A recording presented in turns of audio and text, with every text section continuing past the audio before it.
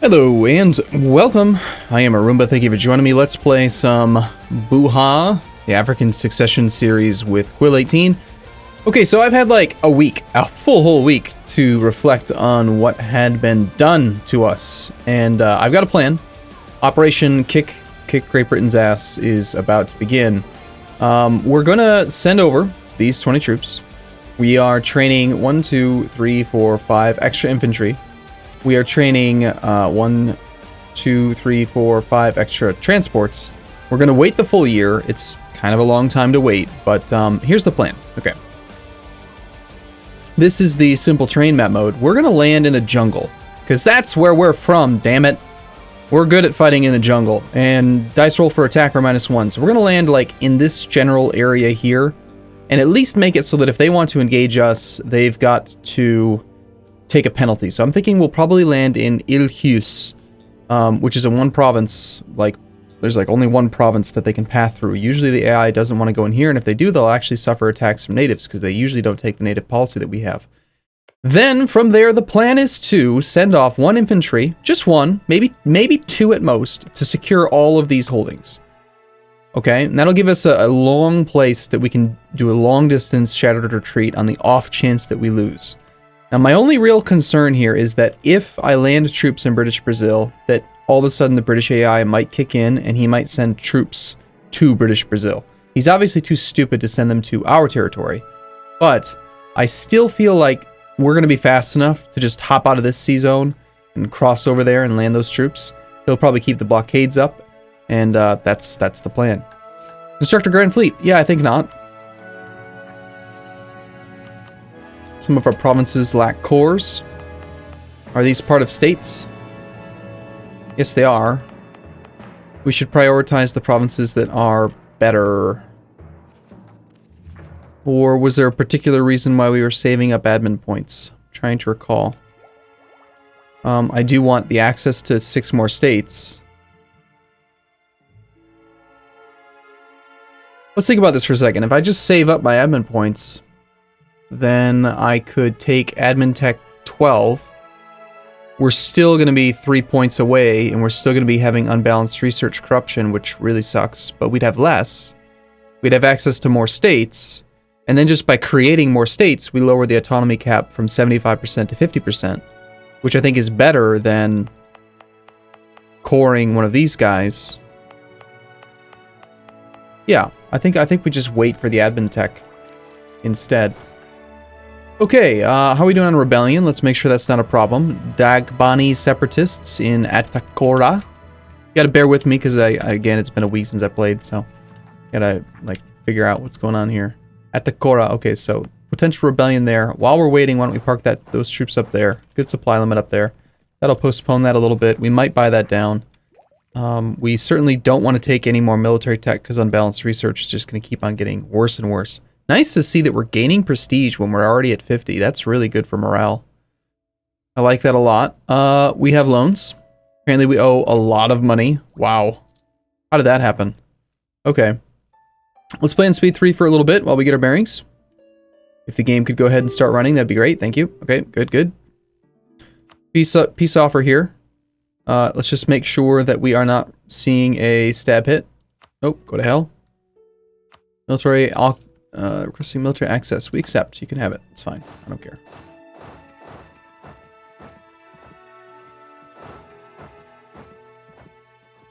He is retracting his navy, which is interesting. I wonder if he's going to play different now that...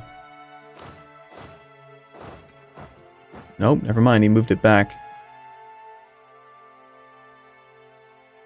So we got to wait a year. We're going to land a couple extra troops. I still feel like British Brazil only has a very small front line. 6 in the front, plus an extra 1 and none in the back. 7 troops. There was an analysis that someone had done of the rolls on the subreddit. So if you're curious about that, go check it out. Turns out that rolls were a pretty significant factor in our landing. But I should have been a little bit more cautious. I think I should have noticed the defensive terrain and landed there first.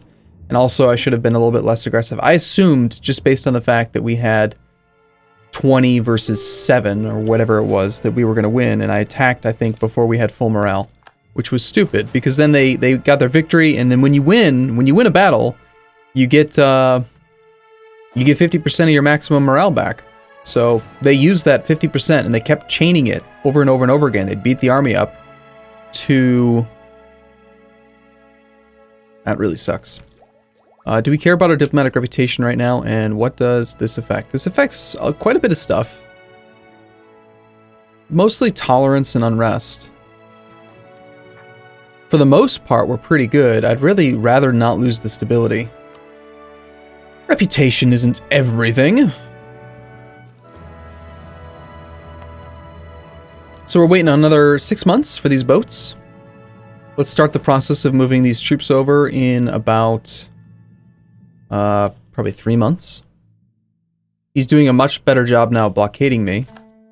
We had to renew our loan. Recent uprisings have all expired. Just checking to make sure there are no troops on these boats. There are not. The negative 42 war score is the highest it's going to go.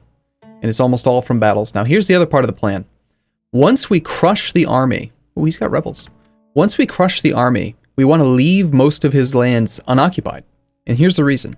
Every single... And this is where it's so stupid. This is why I got so upset with the whole one naval battle counting for 25% war score bullshit. Is that every single land battle, even if it's a 10x stack wipe, counts. And you get 3 war score. So... It's crazy. Atakora. That's the province with unrest. 75% autonomy, makes tropical wood. Eventually tropical wood is valuable. I guess we take the production.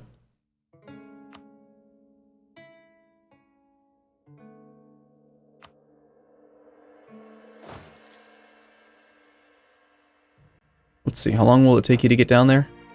November. August is the 8th month. November, so 3 months to get down there. 4 months. So we'll hold off for at least another 2 months here. This will take another month probably for the ships to assemble. Hopefully I did my math right. We've got 25 troops. We've got 19 transports. And I'm only building 5. I had to cancel 1 transport because it was being built in Wida, which is actually blockaded. So it would have been useless. So I think that we actually have 1 extra infantry right now. But we're going to try this again. This time with a little bit more stratagem, I think, to it. Let's head over now. So anyway, as I was saying, every single battle will count, even if it's a 1 stack. So we'll let him make mercs, and then we will stack wipe them instantly, and every single battle will count for 3 war score. So we will very, very, very quickly offset this negative 17 from 8 battles penalty. And the goal really, I don't really want anything from Great Britain. But if we can get like a quick 20 war score, I'll take war reps. I'll take their money. Try to pay off some of our debt. That's the goal really. You trade good. We can tech up. We can take military tech. I don't think we will. Oh, hey, wow. That's fun. Still focused on admin. That's good. We gain a claim on Kano. The province of Kano. Yeah, I think we do want to attack Songhai at some point. I'll take a free claim, why not? We do have a free diplomat. I started a thread on the Paradox forums about this whole send and retract thing of diplomats, and it's been met with some support, some people saying that they disagree. I think overall, my arguments for the tedium of having to send and retract diplomats it has a lot of merit, in my opinion, and that they should just change it. The merchant guilds of several prominent cities are accusing the clergy of being greedy and indolent. The pious commoners are now withholding the tithe in a protest against a particularly bad example of misuse of the authority of the clergy. Pious merchant guilds are now objecting to paying tithes to the clergy as they consider the clergy unfit to receive them. The clergy are furious and demand that we fine the obstinate merchant guilds. So we lose loyalty, which would take the merchant guilds below 40. So we'd have disloyal merchants. The clergy gain influence, or we could just do a mild reprimand, pissing off the clergy, lowering their influence. Is there any way we can make the clergy happy again after that? We could just seek support amongst them. That would be fine. A mild reprimand will be enough. And then we'll seek support. And then, you know what? I'm gonna spend money to get points, I think. First off, I want to raise your influence to 75. Then I want to make a generous donation. And then I want to demand 150 admin points so that we can take the tech now. That gives us 5 states. That costs us quite a bit of money. But now, of course, I'm going to be distracted by this. I've got 6 more states to unlock. I've got to pick the territories again here. Let's see, the criteria we had used before, and also there was some pretty good discussion about how the Ivory trade node, Ivory Coast trade node is horrible, and that it was probably a mistake to move here. We're making less from trade now because the problem is that there's just so much trade power pulling forward. There's so many transfers from traders downstream. Like, we have the most, but like, Spain is getting 65. They get 65 trade power here for no reason at all, just because they've got trade power downstream. France, 58. Even Jolov has 45. So we need to like really fix this area. We need to make sure that we've got merchant things here in these 2 provinces. The Ivory Coast, let's see. And states. Look at the areas map mode, if I can remember. Angola's a 3-province area. We have a real core here already. I mean, this is 16 development. I think 16 development's acceptable. Make it into a state. Now, I had added these to a trade company because they weren't part of a state.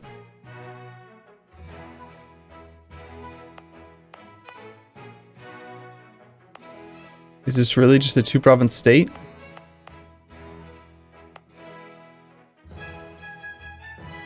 No, it's all up to here.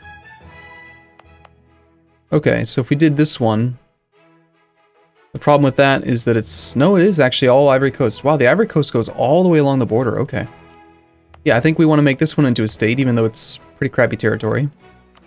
Everything in this node, I think we want to do. Let's remove it from the trade company then, since it's now part of a state. In fact, I don't think it even can be part of a trade company.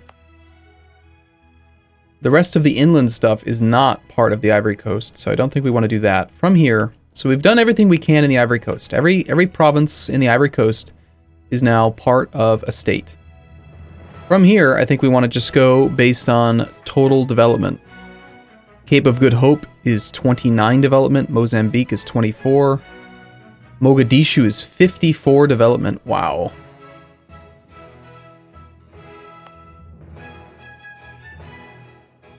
Yeah, I think we want Mogadishu to be a state. Pretty sure.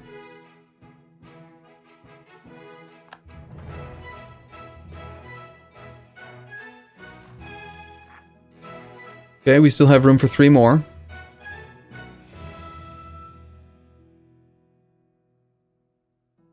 Sakalava. 43 development. Sakalava. Find Sakalava. Can't find it. I guess we just look for it.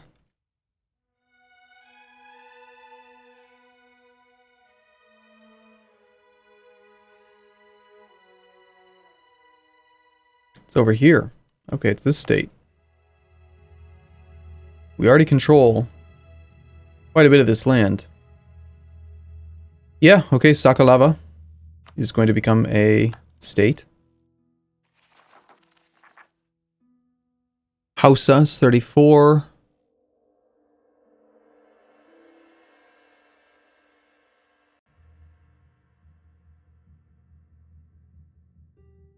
Hausa. See, I wish I could just know where these are.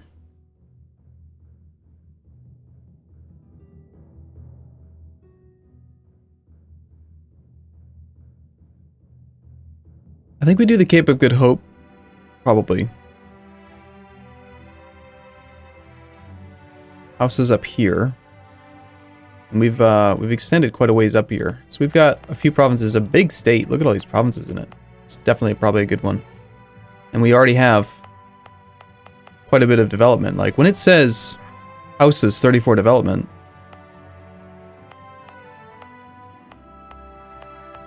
is that the total development of the entire state or just what we own? We have 22, 24, and it's showing Hausa here as 34, so is it not considering? No, there's way more. Like, look, House is crazy.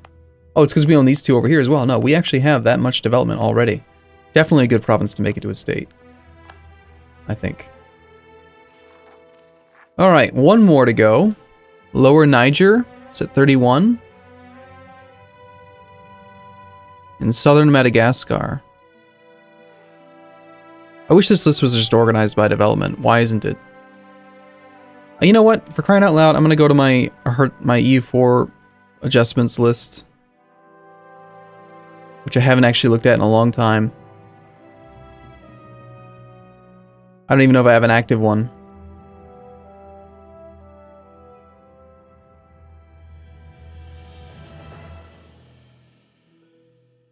We'll just create a new text document. EU4 adjustments. List territories in order from largest development, smallest. So that's obviously what I'm doing in my head, right? Like, I'm just looking for the largest ones. For the most part, that's going to be the best way to determine which ones should become states,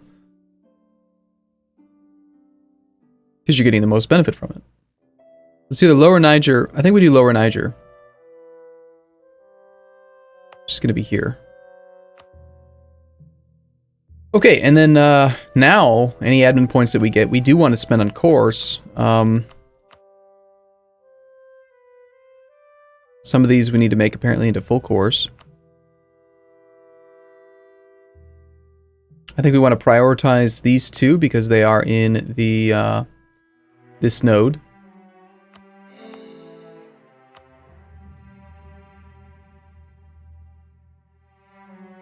Same thing with this. This is also part of the Ivory Coast. So we'll core these.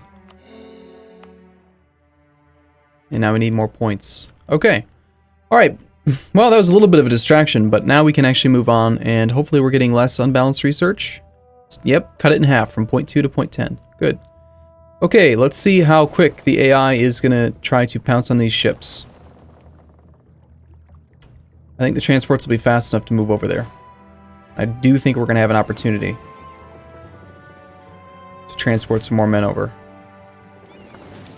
Okay, so we got room for 24. Let's drop off 1 infantry, attach, go. That is the fastest route. We want to land in Ilhus. We could do it from here to here. This takes us to the 15th of February. This takes us to the 12th of February. Let's do the shorter route. And off we go. Switzerland has just declared war on Württemberg. The game seems very laggy. I'm not sure why. Because we added a lot more land to the territory, I've got to manage this now as well. So again, more distractions. Screw you and your peace deal. He's not responding to my navy moving out, so that's good. Hopefully we'll have the 28 days or whatever it takes. I think it's 36 days actually to land your navy. Or is it 30? I can't recall off the top of my head now. Hopefully we'll have the 30 days to land our troops. And my plan will work. So, alright, I am going to take a break here, but in this next episode we will dole out some new territory to the clergy, and then we'll dole out some territory to the nobility, and make sure that the right people own the right provinces. The merchant guilds own all of the estuaries. It's the main thing we need to do. I think I've already done that. They actually own this too, which is just fine. We could just give a bunch of the land to the merchant guilds just for the sake of trying to bump up our trade power, but if we have high autonomy, that actually does make sense. Like Benin. Well, Benin's already part of it. Yeah, I'm going to take a break here, but I'll see you again in the next episode. So, as always, thank you for watching, and I will see you soon. See you in a bit.